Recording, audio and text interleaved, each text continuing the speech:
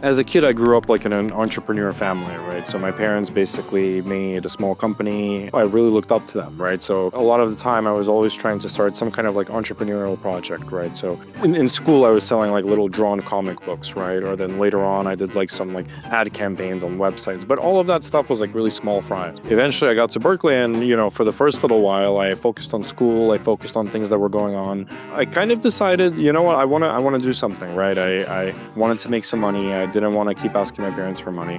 Specifically, Berkeley Delivers came up just completely randomly, right? I ended up going out, posting on Facebook one night on Free and for Sale, and I was like, hey, does anyone want delivery from the Asian ghetto? Asian ghetto was basically like a small like dining area, and it was like a wildly popular post. Just that night, put together a website, right? I was like, okay, ghettodelivery.com. Let's go out and figure out, what we're going and delivering. When I first started it, we were delivering from 2 or 3 restaurants, and a lot of it was just customers placing orders online. In the very beginning, you start this company, you put up a website, you're kind of fishing around for orders, right? And so I had no idea how many people would have orders. In the first days, there was like maybe 1 or 2, right? And so when you're in a situation like that, I'm not going out and getting drivers. I don't even know if this business would be around for a while. So I ended up doing the deliveries myself. And for months, I spent going out and doing deliveries myself. And it actually taught me a lot about how to operate the business. I understood, obviously, you pick up food, you go and deliver, right? But the hardest part actually was working with the restaurants and on one side, keeping them incentivized to prioritize your orders, to make sure your orders